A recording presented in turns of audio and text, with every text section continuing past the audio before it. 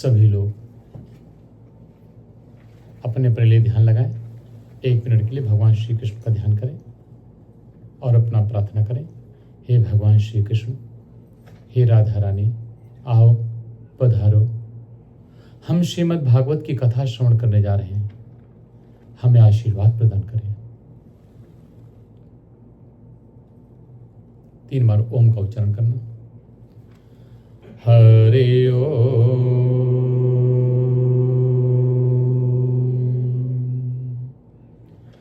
हरि ओम,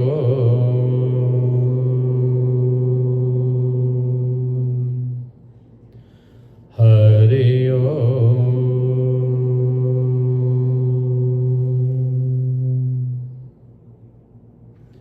नारायणं नमस्कृत्य नरं चैव नरोत्तमं देवीं सरस्वतीं व्यासं ततो जयमुदीरयेत्। वसुदेवसुतं देवं कंसचाणूरमर्दनं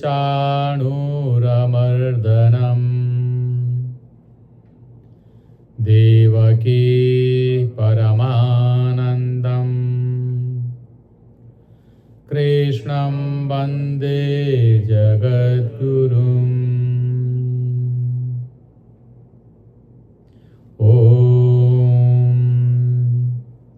वृन्दावनेश्वरी तथैव पदारविन्दम्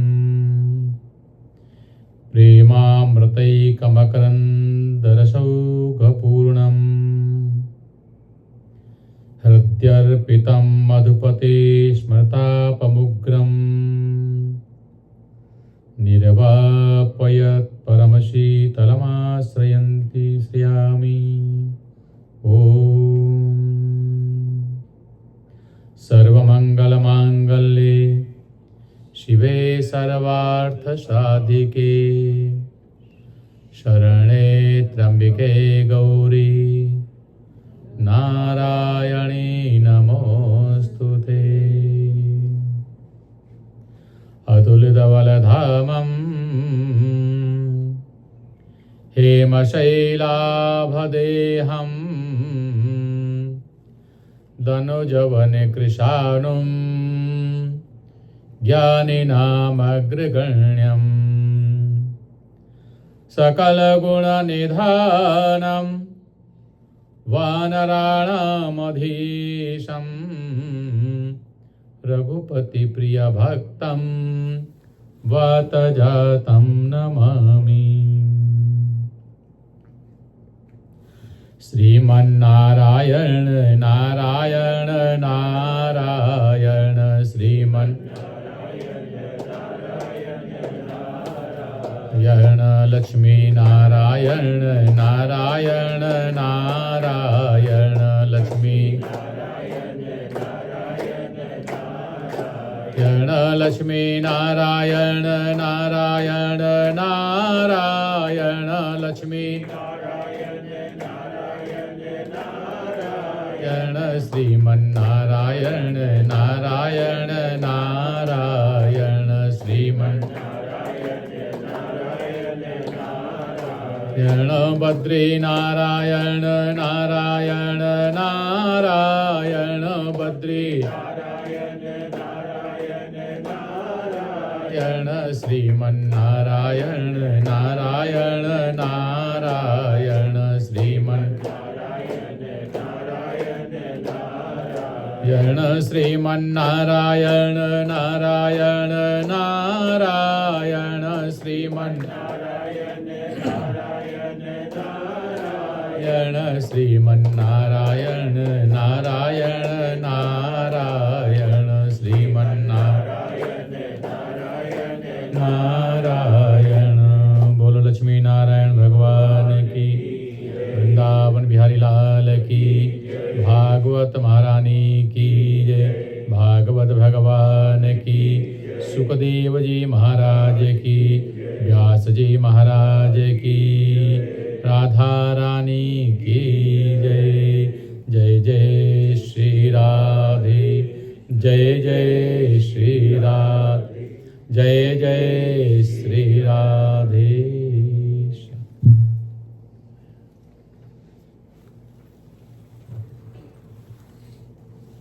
ये फ्लायर ले लो, है आपके पास?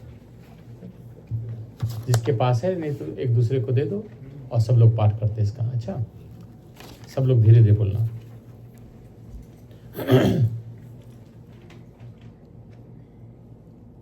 अधरम मधुरम वदनम मधुरम, नयनम मधुरम हसितम मधुरम, हृदयं मधुरं गमनं मधुरं, मधुराधिपतेरखिलं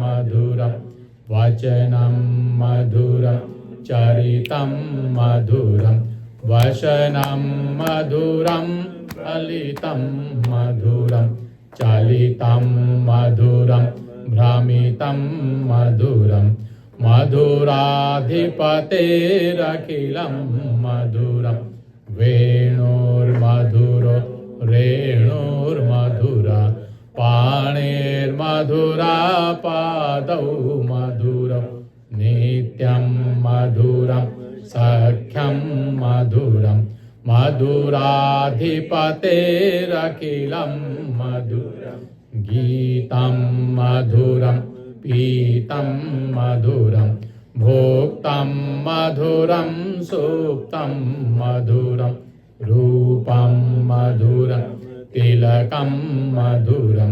मधुराधिपतेरखिलं मधुरं, करणं मधुरं तरणं मधुरं, हरणं मधुरं स्मरणं मधुरं, वमितं मधुरं समितं मधुरं, मधुराधिपतेरखिलं मधुरं, गुञ्जा मधुरा माला मधुरा, यमुना मधुरा वेचिर्मधुरा, सलिलं मधुरं कमलं मधुरं, मधुराधिपतेरखिलं मधुरं, गोपी मधुरा लीला मधुरा, युक्तं मधुरं भुक्तं मधुरं, दृष्टं मधुरं शिष्टं मधुरं,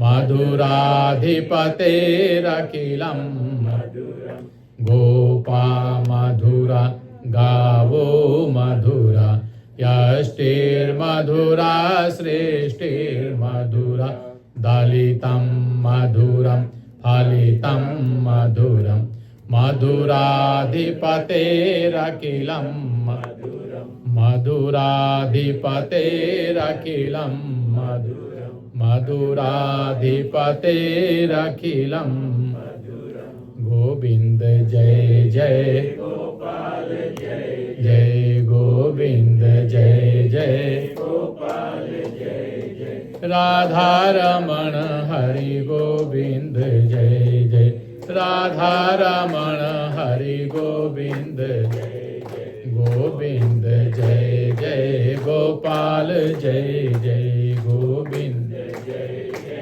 गोपाल जय जय, राधा रमण हरि गोविंद जय जय, राधा रमण हरि गोविंद जय जय।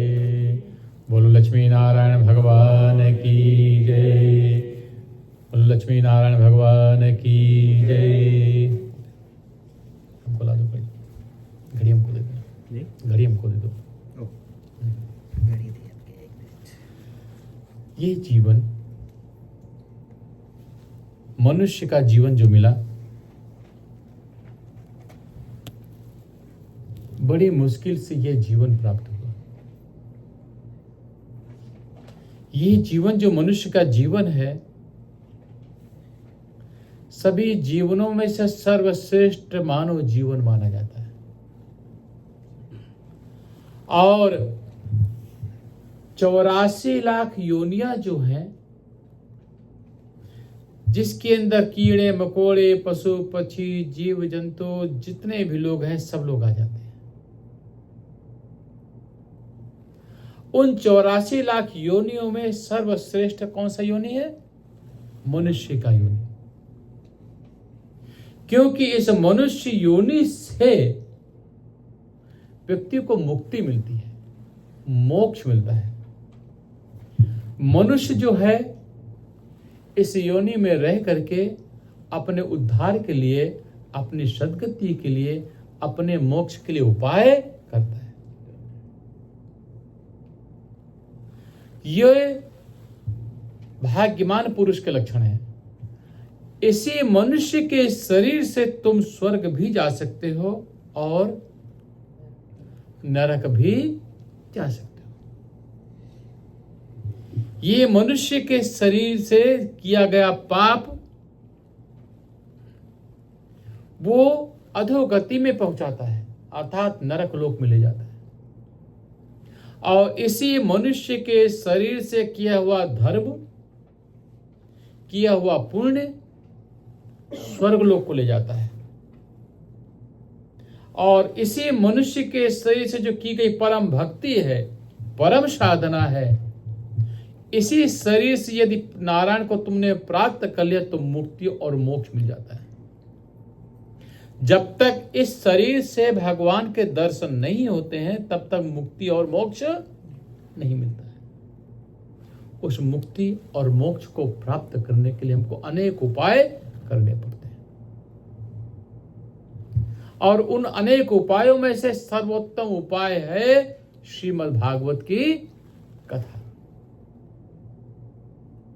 श्रीमद् भागवत की कथा श्रवण करने से व्यक्ति के जन्म जन्मांतरों के पाप नष्ट हो जाते हैं और मुक्ति मिल जाती है, मोक्ष की प्राप्ति हो जाती है। ठीक है ना? इसलिए हर एक व्यक्ति को अपने किए हुए कर्मों का फल प्राप्त करने के लिए मुक्ति और मोक्ष जरूर करना चाहिए। आप कुर्सी थोड़ा साइड लगाओ, ये इधर आ जाओ। हाँ हाँ ठीक है। और आगे इधर देख लो। नहीं इधर लिया कुर्सी। हाँ हाँ और कुर्सी इधर ले लो, और दे लो, हमको देखते रहो आप। इधर लिया। हाँ हाँ अब ठीक। बोलो लक्ष्मी नारायण भगवान की जय। क्योंकि कथा और वक्ता आमने सामने होना चाहिए, है ना? जब तक कथा वक्ता और श्रोता आमने सामने नहीं होते हैं तब तक कथा का आनंद नहीं आता है। जीवन का आनंद लेने के लिए आमने सामने होना चाहिए। भक्त और भगवान आमने सामने, तुम हमको देखो और हम तुमको देखें, यही तो जीवन है। भगवान कहते हैं तुम मेरे को एक बार देखो तो सही आकर के, मैं अपने आप चला गया तुमको देखने के लिए। लेकिन भगवान को देखने के लिए ये आंखें चाहिए और आंखों में अच्छी ज्योति चाहिए। जब तक वो भक्ति की रोशनी चाहिए, भक्ति की कृपा चाहिए।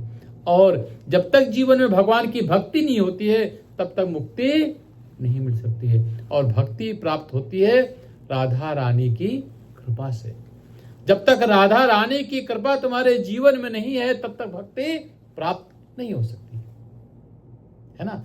इसलिए अपने जीवन को आनंदित बनाना चाहिए और भगवान की कृपा समझना चाहिए कि मनुष्य का शरीर मिला और मनुष्य के शरीर मिलने के बाद में तुम्हारा मन, तुम्हारा विचार भगवान की तरफ लगे हुए हैं। लाखों करोड़ों लोग हैं, सबका मन अलग अलग तरीके से लगा हुआ है, लेकिन तुम्हारा मन कहाँ लगा? भगवान की भक्ति में, भगवान की साधना में। तो बड़ी मुश्किल से ये मन भगवान की साधना में लगता है, सबका मन लगता नहीं है। इसलिए अपने जीवन को सार्थक बनाने के लिए बड़ी श्रद्धा और भक्ति चाहिए। नित्य प्रति नाम का जाप करना चाहिए, राधा रानी की कृपा प्राप्त करना चाहिए। जब राधा रानी की कृपा प्राप्त हो जाती है तो भक्ति मिल जाती है, और जब तक उनकी कृपा नहीं मिलती है तब तक भक्ति नहीं मिलती है, और जब तक भक्ति नहीं मिलती है तब तक मुक्ति और मोक्ष दोनों मिलता नहीं है। बोलो लक्ष्मी नारायण भगवान की। इसलिए ये जो कथा हो रही है, भागवत की कथा परम भक्ति प्रदान करने वाली है, मोक्ष प्रदान करने वाली है। और ये भागवत की कथा इसी शरीर में मुक्ति प्रदान कर देती है। महाराज परीक्षित को जो भागवत कथा श्रवण कराने लगे सुखदेव जी महाराज, तो समस्त देवी देवता सब लोग आ गए और कहने लगे कि ये कथा हमको सुना दो।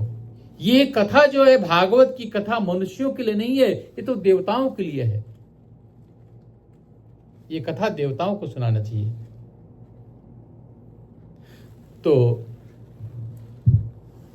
देवता लोग कहने लगे कि ये कथा के बदले हम महाराज परीक्षित को अमृत पिला देंगे और अमृत पिलाने से वो अमर हो जाएंगे। ये कथा हमको सुना दो। सुखदेव जी महाराज कहते हैं, कहां कांच का टुकड़ा और कहां डायमंड। ये भागवत की कथा जो है तो मोक्ष प्रदान करने वाली है, स्वर्गलोक नहीं चाहिए, मुक्ति प्रदान करने वाली ये कथा है, क्योंकि इस कथा से मोक्ष मिल जाता है। और जो कांच का टुकड़ा है तो सारे साधन यहाँ के, स्वर्गलोक तो कांच का टुकड़ा है, लेकिन मुक्ति है डायमंड। इसलिए कथा देवताओं को प्राप्त नहीं है, मनुष्य लोग ही इस कथा को श्रवण कर सकते हैं। देवता लोगों का अधिकार भी इस कथा में नहीं है। जो भागवत की कथा तुम सुन रहे हो ना, ये कोई साधारण नहीं है। कहते हैं जब पता चला कि महाराज परीक्षित को भारतवर्ष में श्रीमद् भागवत की कथा श्रवण कराने जा रहे हैं सुखदेव जी महाराज, स्वर्गलोक में ब्रह्मलोक में तुला रखी गई, तराजू रखा गया।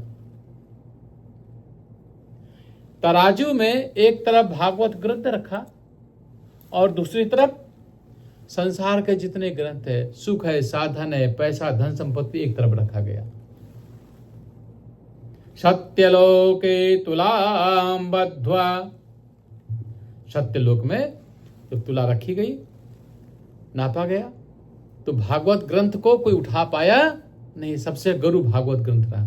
तो ब्रह्मा जी ने कहा कि संसार का सबसे बड़ा फल है भागवत ग्रंथ, सबसे बड़ी भागवत ग्रंथ है और मोक्ष प्रदान करने वाली भागवत कथा है। ये भागवत कथा आप लोग श्रवण कर रहे हैं, क्योंकि भागवत कथा क्या है? सच्चिदानंद रूपाय विश्वोत्पत्त्यादि हेतवे तापत्रय विनाशाय श्री कृष्णाय वयं नुमः। यह भागवत की कथा आनंद प्रदान करने वाली है। ये किस तरीके से? सत, चित और आनंद को प्रदान करने वाली है। जीवन में जब तक आनंद नहीं मिलता है तब तक कुछ भी नहीं है। परमात्मा को मिलाते हैं, सत को मिलाते हैं, चित्त को मिलाते हैं और आनंद को मिलाते हैं। जब ये तीनों चीजें मिल जाती हैं तो तीन प्रकार के ताप नष्ट हो जाते हैं। हर एक व्यक्ति के जीवन में तीन प्रकार के ताप हैं। तापत्रय विनाशाय श्री कृष्णाय वयं नुमः।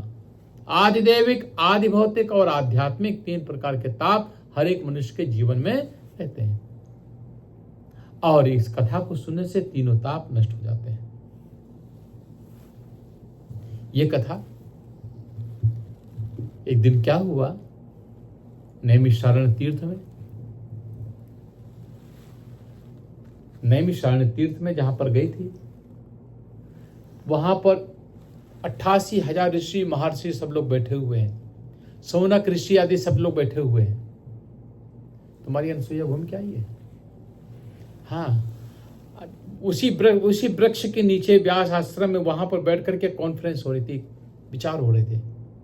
सौनक आदि ऋषि सब लोग बैठे हुए हैं, बैठ करके प्रश्न पूछते, महाराज आज मुझे वो कथा सुनो जो मुक्ति और मोक्ष प्रदान करने वाली है, और इसी शरीर से मुक्ति प्राप्त हो जाए, मोक्ष प्राप्त हो जाए, वो कथा श्रवण कराए। समस्त प्रकार के पापों को नष्ट करने वाली वो कथा मुझे सुनाए।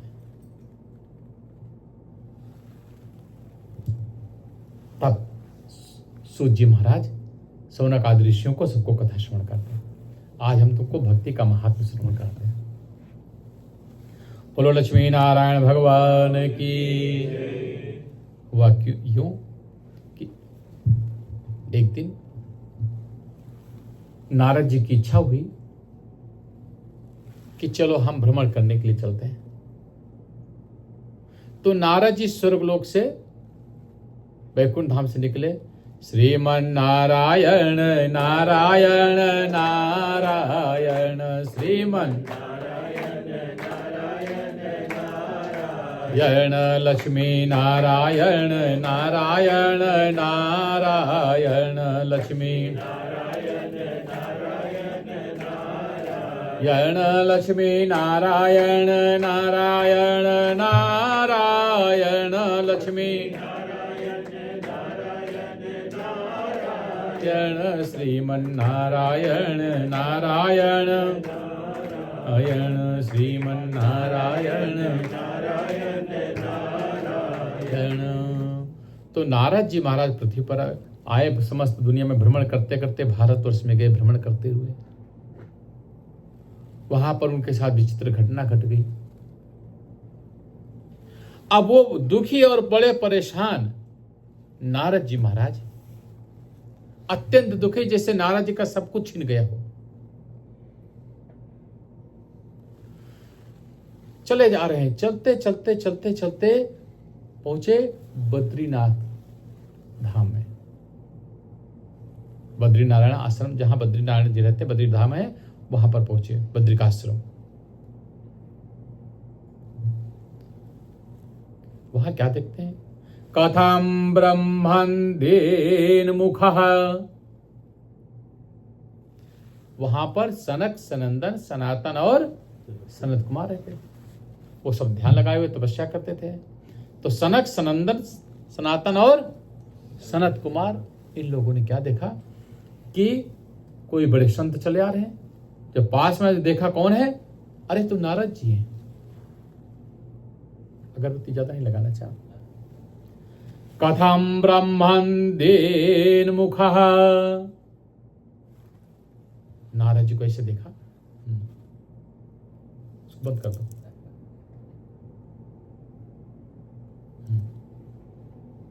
ये खांसी आएगी। बोलो लक्ष्मी नारायण भगवान की। तो नारद जी को देखा, कथम ब्रह्मन्देन मुखः कुतश्चिन्तातुरो भवान् त्वरितं गम्यते कुत्र कुतश्च गमनं तव। तो सनक, सनंदन, सनातन और सनत कुमार, इन चारों भाइयों ने देखा कि तो नारद जी हैं। नारद जी को देखा तो नारद जी का इस मुंह बिल्कुल उतरा हुआ, दुखी और परेशान, जैसे सर्वस्व आदमी का जब चला जाता है तो बहुत चिंतातुर हो जाते हैं। तो नारद जी ऐसे चिंतातुर चले जा रहे हैं। रोका, अरे नारद जी तनिक ठहरो।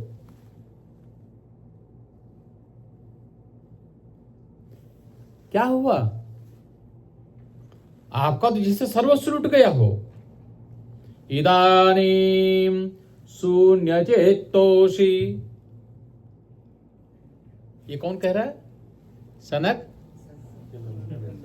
सनातन और सनत कुमार, ये चारों भाई कह रहे, नारद जी क्या हुआ? तुम्हारा मुंह तो बिल्कुल सूखा सूखा है, बहुत टेंशन में लग रहे हो, जैसे तुम्हारा सर्वस्व चला गया हो, सब कुछ नष्ट हो गया हो।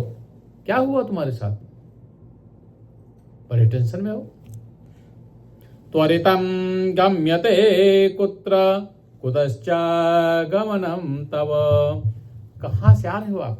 कहां जा रहे हो? तनिक ठहर जाओ। नारद जी घूम करके देखा, क्या देखा कि चारों भाई, कौन कौन? चारों भाइयों को देखा, खुशी हो गए, रुक गए, टेंशन थोड़ा खत्म हुआ। जब टेंशन खत्म हुआ तो नारद जी कहने लगे, तो सबसे पहले नमस्कार करना चाहिए। किसी संत को देखो, ब्राह्मण को देखो, महात्माओं को देखो तो सबसे पहले क्या धर्म है? प्रणाम करना चाहिए, नमस्कार करना चाहिए। और आजकल तो नमस्कार करना लोग भूल ही गए, है ना। बैठे रहेंगे, खाली ऐसे कर देंगे, गर्दन हिला देंगे बस, है। हाय बोल दो तो बड़ी बात है ना।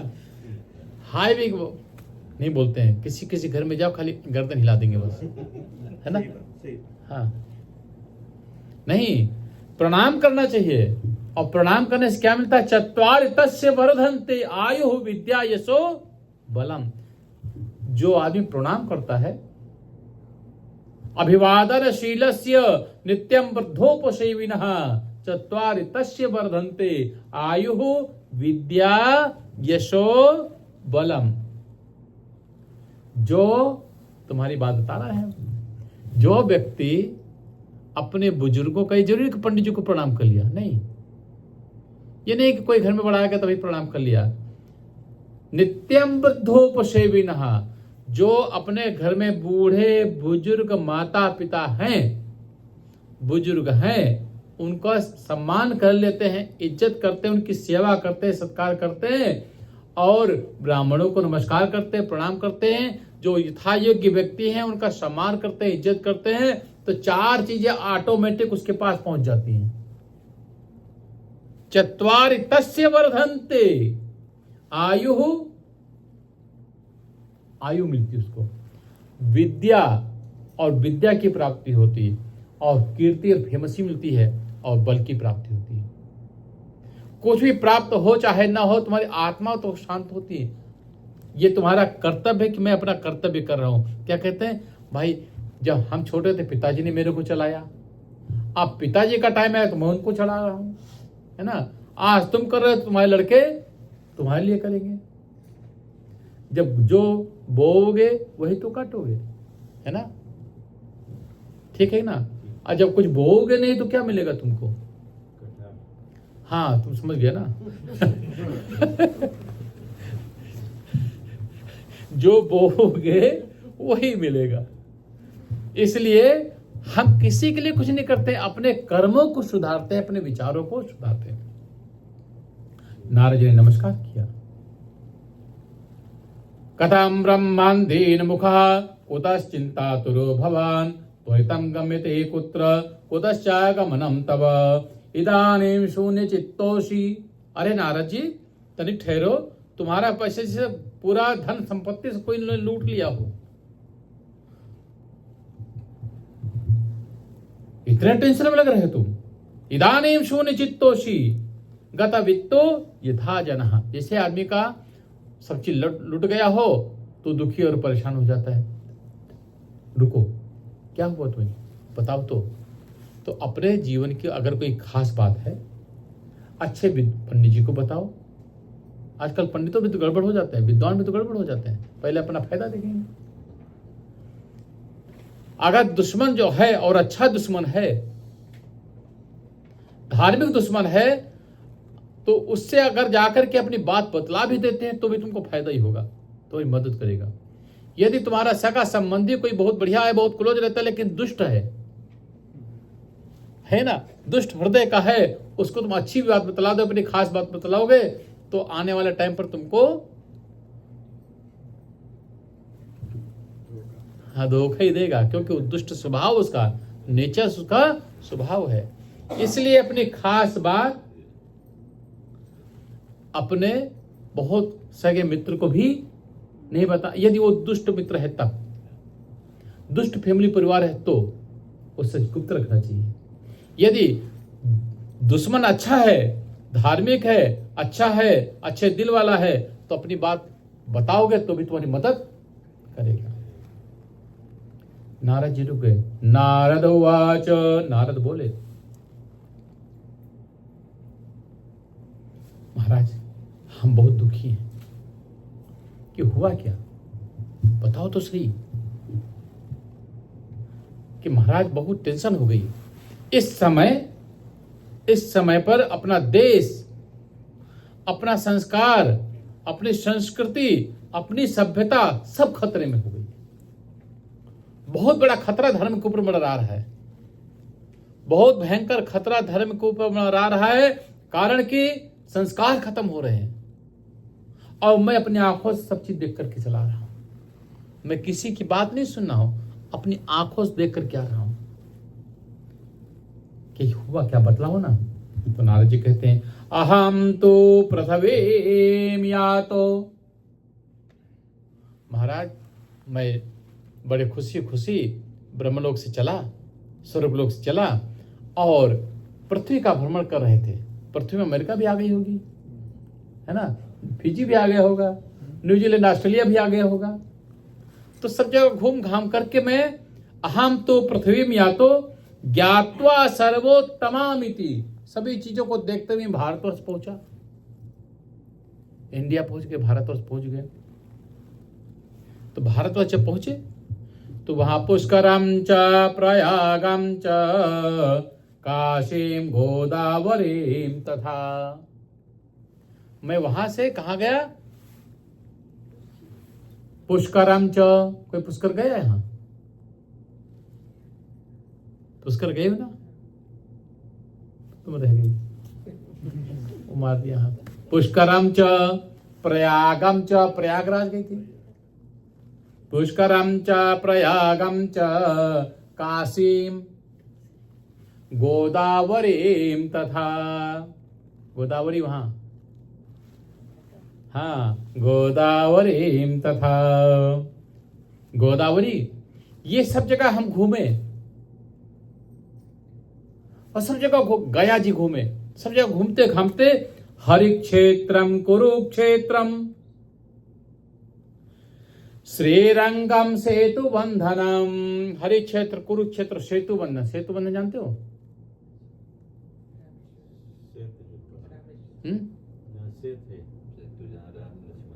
हाँ रामेश्वरम, जो रात बतला रहे थे।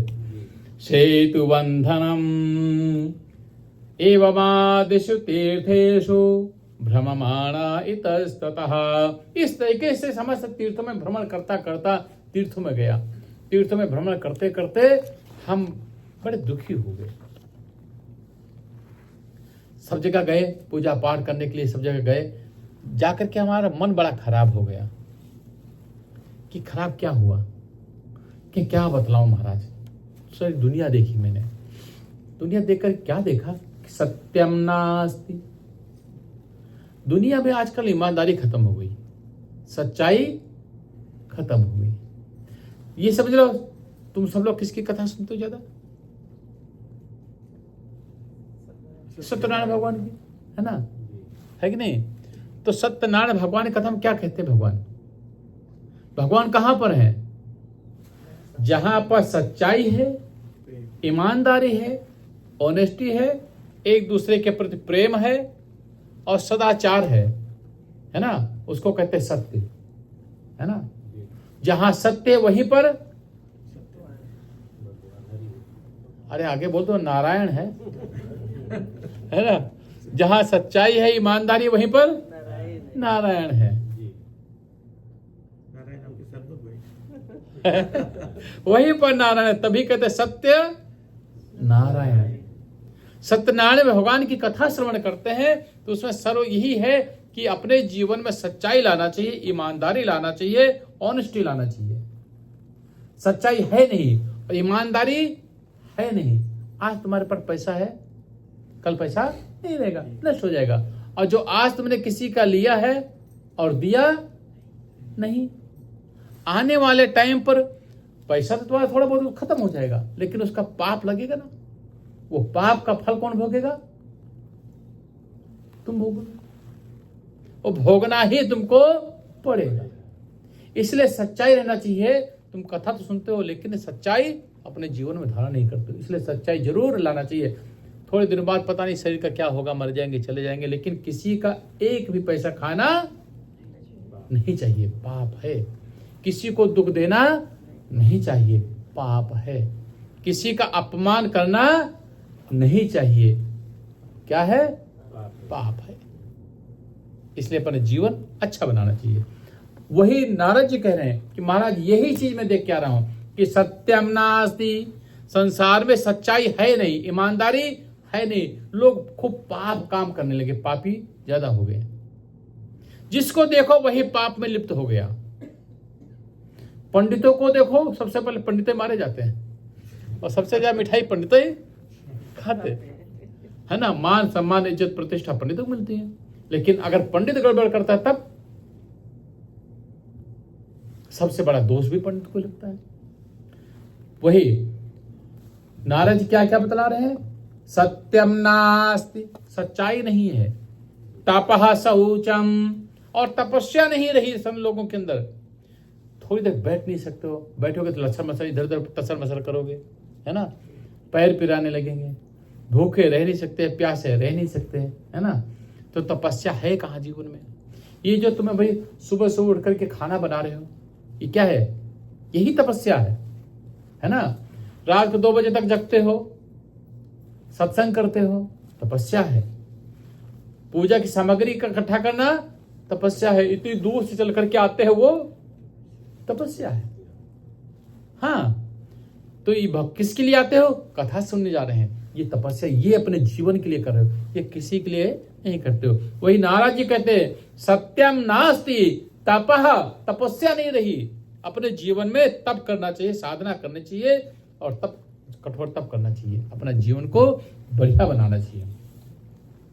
शौचम, शौचाचार मतलब पवित्रता नहीं है ना। आदमी ना तो ऊपर से पवित्र है और ना अंदर से। तभी तो लोग कहते हैं देखो ये आदमी ऊपर से कितना सुंदर लगता है, कितनी हैंडसम लगती है, कितना हैंडसम है, कितनी ब्यूटीफुल है ना, है ना पंडित जी? हाँ, और जब उसके पास थोड़ी देर बैठो और जब उससे अंदर से विष निकलना शुरू होता है तब कहते हैं है तो ऊपर से बड़ी सुंदर, लेकिन बहुत गड़बड़ चीज है, पूरा ना, हाँ, पॉइजन भरा हुआ। आदमी ऊपर से तो बड़ा अच्छा है, लेकिन अंदर से जहर, बड़ा जहरीला है। ऊपर से कितनी मीठी मीठी बातें करता है और अंदर से पूरा पॉइजन भरा हुआ है ना। ये फिर कहते हैं फलाने देखो वो है तो ऊपर से बड़ी शकल सूरत इतने बढ़िया नहीं है, शकल सूरत बढ़िया नहीं, कुछ भी नहीं, लेकिन दिल की बड़ी अच्छी है, किसी को दुख नहीं देती है, परेशान नहीं करती, खिलाती पिलाती, सब अच्छी तरीके से रखते है, दिल की बड़ी अच्छी है। इसलिए कहते तुम्हारा शरीर भी सुंदर होना चाहिए और मन भी सुंदर होना चाहिए।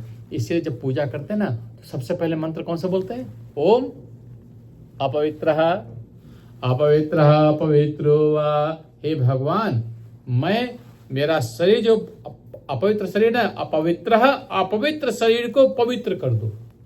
अपवित्रः पवित्रो वा सर्वावस्थांगतोऽपि वा, और हर एक तरीके से मेरा पूरा संपूर्ण शरीर पवित्र कर दो। यह स्मरेत पुंडरीकाक्षम, जो भगवान के स्मरण का मात्र से सबाह्या भ्यंतरः शुचि, वो मेरा शरीर अंदर से भी शुद्ध हो जाए और बाहर से भी शुद्ध होना चाहिए। अगर कई दिन नींद आओगे तो क्या होगा?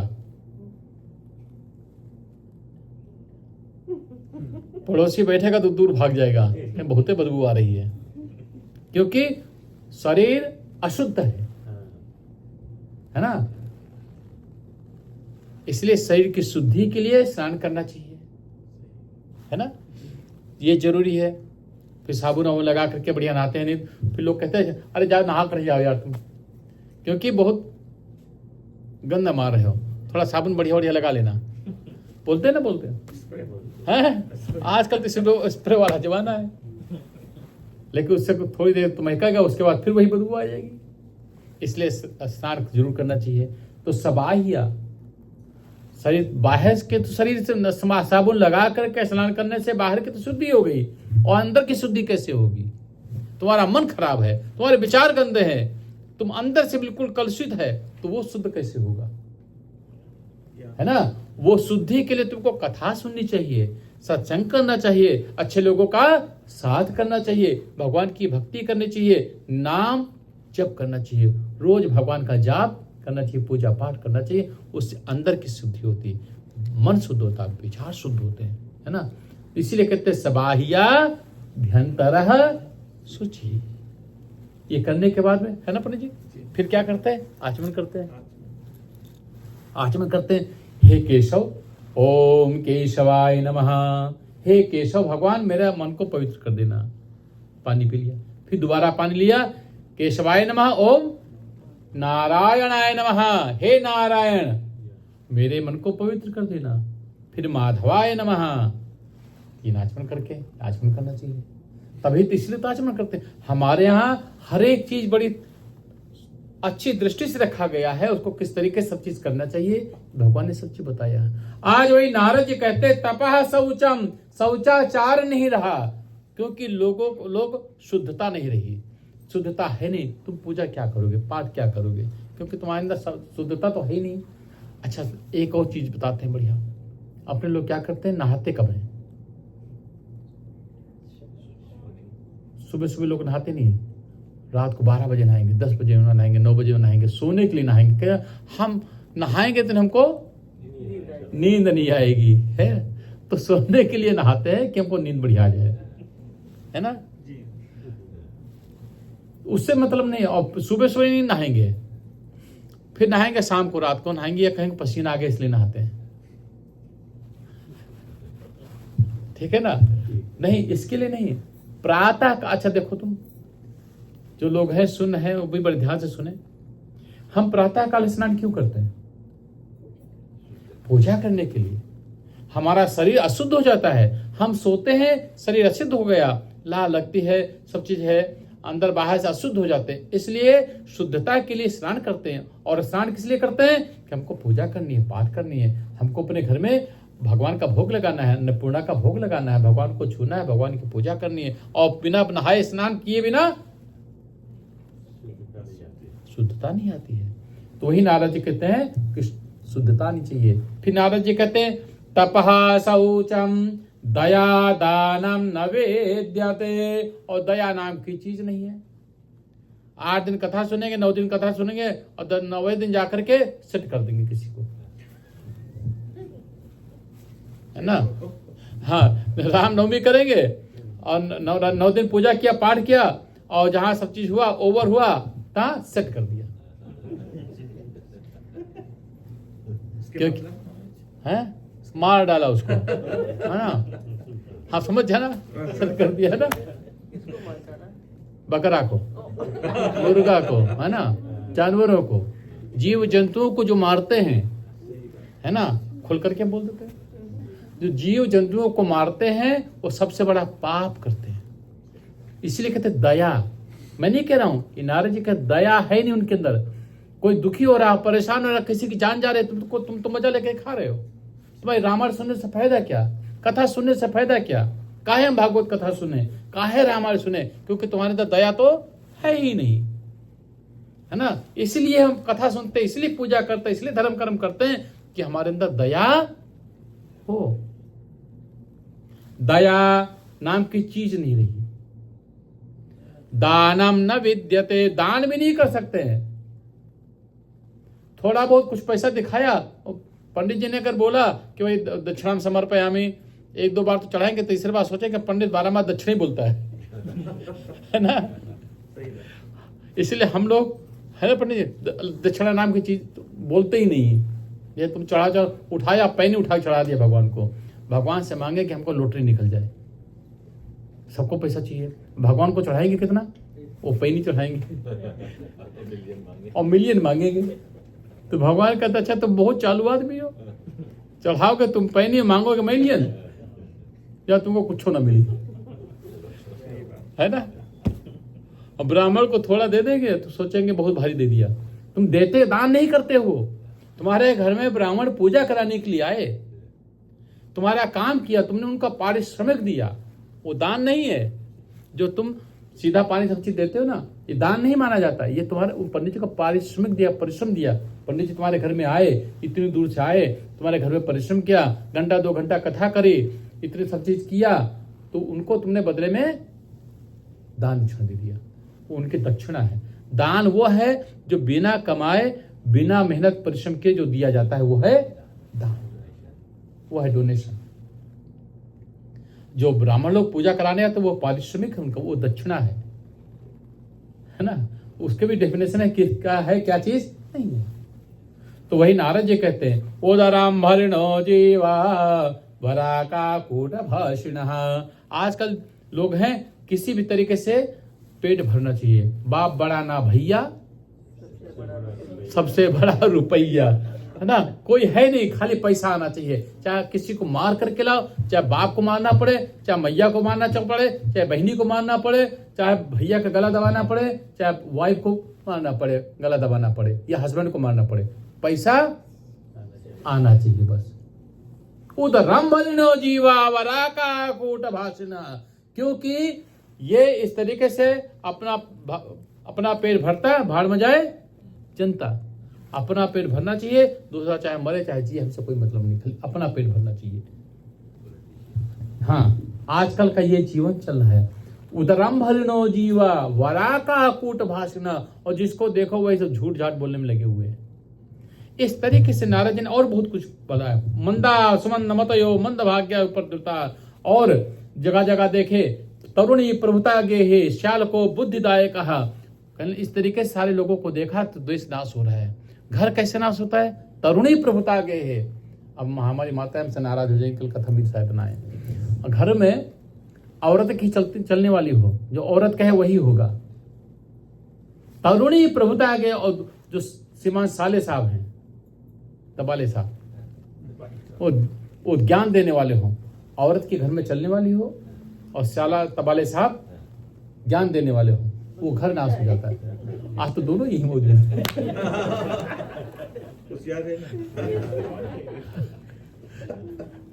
तरुणी प्रभुता गे हे श्याल को बुद्धिदायक, है ना, बुद्धि देने वाला। कन्या विकर्ण लोभ। आजकल लोग कन्याओं का कमाते हैं, कन्या का खाना खाने वाले। कन्या कमा कर लाए और घर में वो अपना खाना खाते हैं।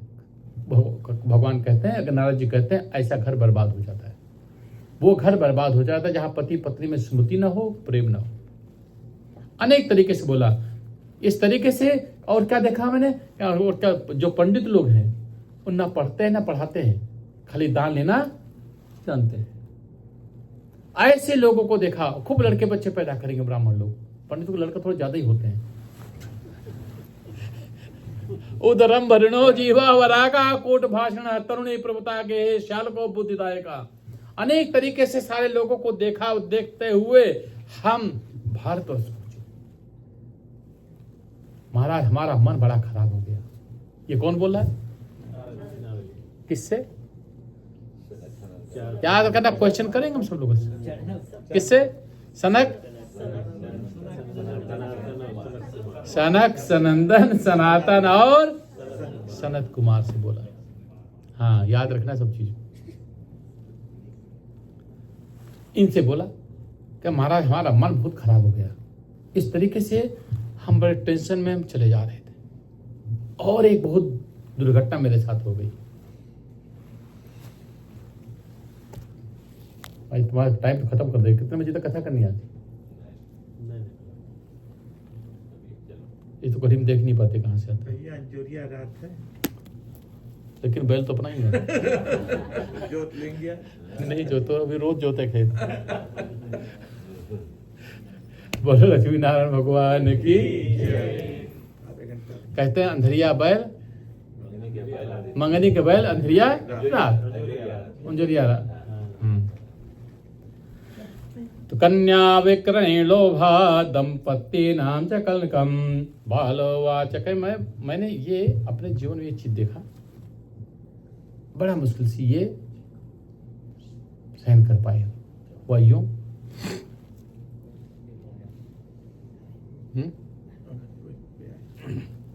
कि क्या हुआ कि इन सारी चीजों को देखते देखते देखते देखते हम परेशान हो गए।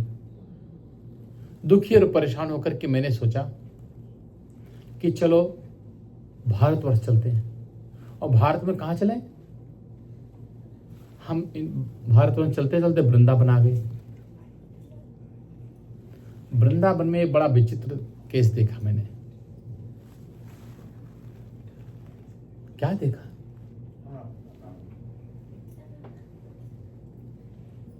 कन्या का नाम लिया, कन्या हो जाएगी, है ना। बोले लक्ष्मी नारायण भगवान की। हम भी पहचान गए। भो भो, वहां क्या देखा? आ गया। तुम तो वहीं बैठे हो, कोई बात नहीं, तुम आ गया हो। हाँ बैठो, वहीं कथा सुनो, अपने पप्पा पास आ जाओ। हाँ ये बैठो, हाँ बैठो बैठो, राइट राइट, बैठ जाओ, आराम से बैठ जाओ, ठीक है। बोलो लक्ष्मी नारायण भगवान की। गोविंद जय जय गोपाल जय जय गोविंद जय जय गोपाल जय जय राधा रमण हरि गोविंद जय जय राधा रमण हरि गोविंद जय जय गोपाल जय जय गोविंद जय जय गोपाल जय जय। तो नारद जी ने क्या देखा